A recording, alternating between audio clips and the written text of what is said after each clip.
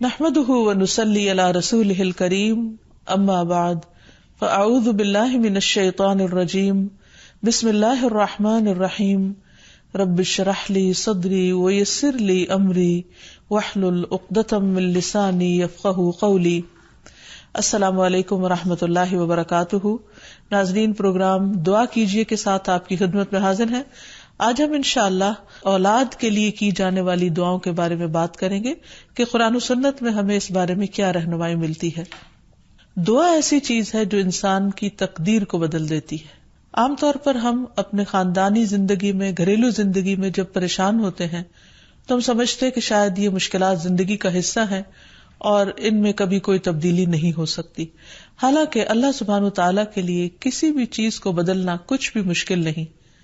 بعض اوقات ہمیں شیطان یہ وسوسہ ڈالتا ہے کہ یہ چیز تمہاری تقدیر میں لکھ دی گئی تھی، اس لیے اب اس سے کوئی نجات کا راستہ نہیں. حالانکہ حدیث میں واضح طور پر آتا ہے، رسول اللہ صلی اللہ علیہ وسلم نے فرمایا، کوئی چیز تقدیر کو بدل نہیں سکتی سوائے دعا کے، اور کوئی چیز عمر میں اضافہ نہیں کرتی سوائے نیکی کے. یعنی اگر انسان دوسروں کے ساتھ خیر و بھلائی کرتا رہتا ہے تو یہ چیز اس کے عمر میں اضافے کا ذریعہ بنتی ہے. جیسے کہ ہم نے پہلے بھی ذکر کیا تھا کہ دعا کی قبولیت کے لیے ضروری ہے کہ پہلے ہم اللہ سبحانہ وتعالیٰ کی تعریف بیان کریں. اللہ سبحانہ وتعالیٰ کی تعریف کے بے شمار کلمات ہیں جو نبی صلی اللہ علیہ وسلم نے ہمیں سکھائے ہیں.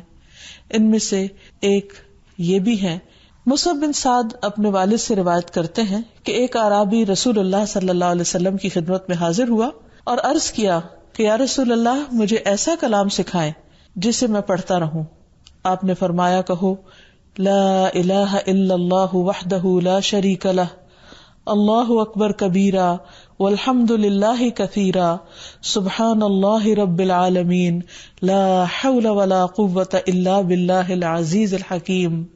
اللہ کے سوا کوئی الہ نہیں، وہ اکیلا ہے، اس کا کوئی شریک نہیں، اللہ سب سے بڑا ہے، بہت بڑا، اور تمام تعریفیں اللہ کے لیے ہیں، بہت زیادہ. پاک ہے اللہ جو تمام جہانوں کا رب ہے، نہیں کوئی برائی سے بچنے کی ہمت اور نیکی کرنے کی قوت سوائے اللہ کے جو بہت زبردست حکمت والا ہے. اولاد کے لیے بھی ہمیں قرآن و سنت میں دعائیں سکھائی گئی ہیں اور ان کا بھی اہتمام کرنا چاہیے. انسان اپنی زندگی میں اپنی بہترین کمائی اپنی اولاد ہی کو سمجھتا ہے، اور انسان اپنی زندگی کا بہترین سرمایہ اپنی اولاد پر خرچ کرتا ہے، اور اپنے بعد بھی ان کے لیے ہر طرح کی راحتیں اور نعمتیں چھوڑ کر جانا چاہتا ہے. لیکن اگر اولاد نیک ہو تو وہ والدین کے لیے صدقہ جاریہ بھی بنتی ہے، اور والدین کے خون پسینے کی کمائی کو ان کی زندگی میں اور ان کی زندگی کے بعد بہترین جگہوں پر استعمال کرتی. لیکن اگر اولاد بگڑی ہوئی ہو تو زندگی میں بھی انسان کے لیے اذیت اور عذاب ہے، اور بعد میں بھی اس کے مال کو ضائع کرنے والی ہوتی ہے اور اس کے لیے بدنامی کا سبب بنتی ہے. اس لیے خصوصی طور پر اولاد کے لیے دعائیں کرتے رہنا چاہیے. نبی صلی اللہ علیہ وسلم نے فرمایا، 3 قسم کے لوگوں کی دعائیں قبول ہوتی ہیں اور ان کی قبولیت میں کوئی شک و شبہ نہیں: مظلوم کی دعا، مسافر کی دعا، اور والد کی دعا اپنے اولاد کے لیے. یعنی جب باپ اپنے بچوں کے لیے دعا کرتا ہے تو وہ دعا بھی قبول ہوتی ہے. اسی طرح نبی صلی اللہ علیہ وسلم نے اس بات سے بھی منع کیا کہ کوئی اپنی اولاد کے خلاف دعا کرے یا اس کو بد دعا دے، کیونکہ وہ بھی قبول ہو جاتی ہے اور پھر انسان کے لیے پریشانی کا باعث بنتی ہے. اس سلسلے میں نبی صلی اللہ علیہ وسلم نے فرمایا، اپنی اولاد کو بد دعا نہ دو، ایسا نہ ہو کہ وہ اللہ کی طرف سے قبولیت کی گھڑی ہو اور وہ تمہارے لیے قبول کر لے. اور اگر انسان کی ایسی دعا قبول ہو جائے تو پھر انسان کے لیے سخت پریشانی کا باعث ہو سکتی ہے یہ بات. پھر اسی طرح یہ ہے کہ اگر کسی کی اولاد نہ ہو تو اس کے لیے بھی دعا سکھائی گئی ہے، اور وہ دعا ابراہیم علیہ السلام کی دعا ہے، جس میں وہ کہتے ہیں، رب ہب لی من الصالحین، اے میرے رب مجھے نیک اولاد عطا فرما، صالح لوگوں میں سے عطا فرما. فبشرناہ بغلام حلیم، تو ہم نے اسے ایک بردبار بیٹے کی بشارت دی. یعنی اللہ سبحانہ وتعالیٰ نے ان کی دعا سن لی، اور یہ دعا بہت عرصے کے بعد سنی گئی تھی لیکن بہرحال سن لی گئی. ابراہیم علیہ السلام اللہ کے دوست تھے اور مستجاب الدعوات تھے، ان کی دعائیں قبول ہوتی تھی. لیکن یہاں یہ بات بھی پتہ چلتی ہے کہ دعا کی قبولیت کا مطلب یہ نہیں کہ جس وقت انسان منہ سے کوئی بات نکالے اسی وقت پوری ہو جائے. اس کی پورے ہونے میں بعض اوقات کئی سال گزر سکتے ہیں، جیسے ہم دیکھتے ہیں یوسف علیہ السلام کے واقعے میں، ابراہیم علیہ السلام اور دیگر پیغمبروں کے سلسلے میں. اور پھر ہم اس بارے میں یہ بھی دیکھتے ہیں کہ جس طرح ابراہیم علیہ السلام کی دعائیں قبول ہوئی تو انہوں نے اپنے رب کا اس پر شکر بھی ادا کیا اور فرمایا الحمد للہ الذی وہب لی علی الکبر اسماعیل و اسحاق ان ربی لسمیع الدعاء، کہ اللہ کا شکر ہے جس نے مجھے بڑھاپے میں اسماعیل اور اسحاق جیسی اولاد دی، بلا شبہ میرا پروردگار دعائیں سننے والا ہے. اور حقیقت یہ ہے کہ اللہ تعالیٰ پیغمبروں کی بھی سنتا ہے اور پیغمبروں کے علاوہ باقی لوگوں کی بھی دعائیں سنتا ہے. اس لیے اولاد کی طرف سے کبھی بھی مایوس نہیں ہونا چاہیے، نہ ہونے کی شکل میں بھی اور ہونے کے بعد ان کی نیکی اور خیر اور بھلائی کے سلسلے میں بھی.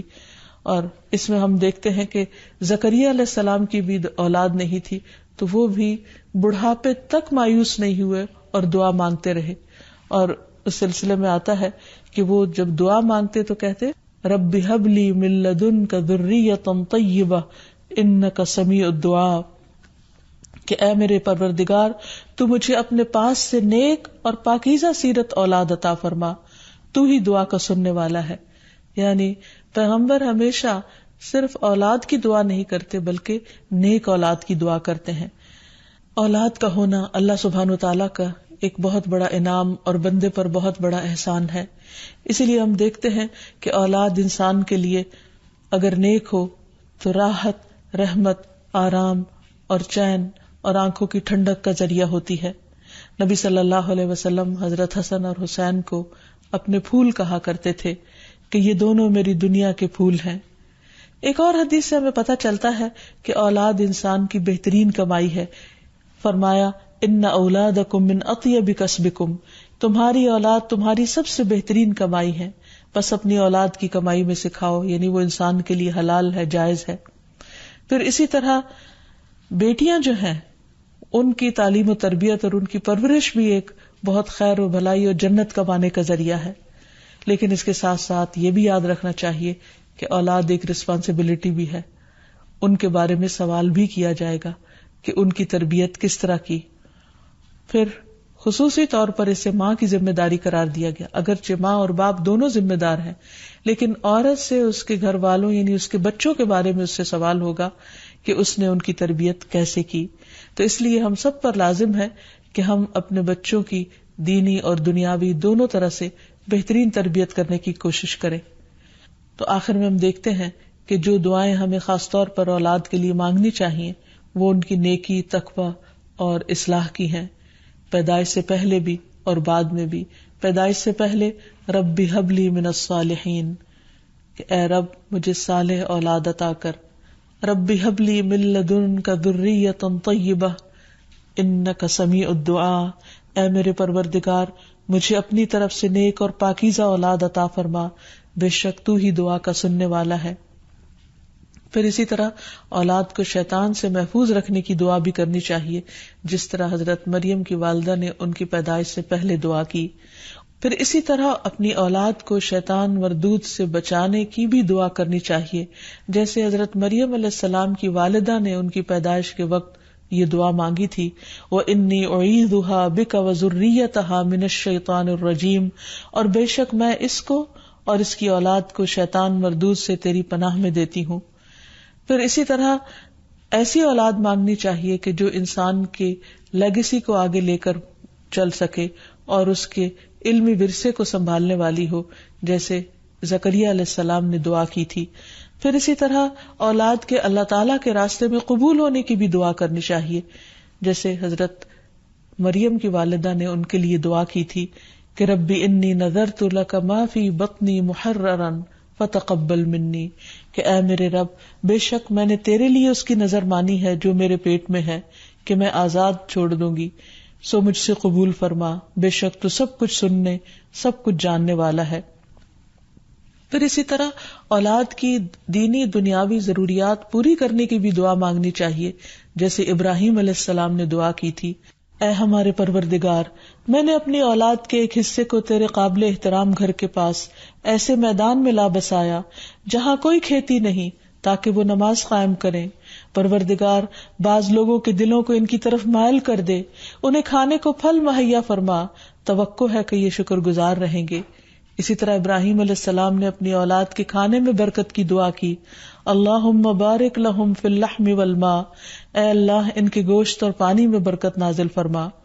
پھر اسی طرح اولاد کی فرما برداری کی بھی دعا کرنی چاہیے، ربنا وجعلنا مسلمین لک ومن ذریتنا امۃ مسلمۃ لک وارنا مناسکنا وتب علینا انک انت التواب الرحیم۔ اے ہمارے پروردگار، ہم دونوں کو اپنا فرما بردار بنا لے اور ہماری اولاد میں سے ایک جماعت پیدا کر جو تیری فرما بردار ہو، اور ہمیں اپنی عبادت کے طریقے بتلا اور ہماری توبہ قبول فرما، بے شک تو بڑا توبہ قبول کرنے والا اور نہایت رحم فرمانے والا ہے۔ پھر اسی طرح اولاد کی اصلاح کی دعا کرنی چاہیے، رب اوزعنی ان اشکر نعمتک التی انعمت علی وعلی والدی وان اعمل صالحا ترضاہ واصلح لی فی ذریتی انی تبت الیک وانی من المسلمین۔ اے میرے پروردگار، مجھے توفیق دے کہ میں تیرے اس احسان کا شکر ادا کروں جو تو نے مجھ پر اور میرے والدین پر کیا، اور یہ بھی کہ میں ایسے اچھے عمل کروں جو تجھے پسند ہو، اور میری خاطر میری اولاد کی اصلاح کر، میں تیرے حضور توبہ کرتا ہوں اور بلا شبہ میں فرما بردار ہوں۔ اسی طرح اولاد کی نماز قائم کرنے کی دعا کرنی چاہیے، رب اجعلنی مقیم الصلاۃ ومن ذریتی ربنا وتقبل دعا ربنا اغفر لی ولوالدی وللمؤمنین یوم یقوم الحساب۔ اے میرے رب، مجھے بھی اور میری اولاد کو بھی نماز قائم رکھنے والا بنا، پروردگار میری یہ دعا قبول فرما۔ اسی طرح اولاد کے شرک سے بچنے کی دعا کرنی چاہیے، وَجْنُبْنِي وَبَنِيَّ أَن نَعْبُدَ الْأَصْنَامَ، اور مجھے بھی اور میری اولاد کو بھی اس بات سے بچائے رکھنا کہ ہم بتوں کی عبادت کریں۔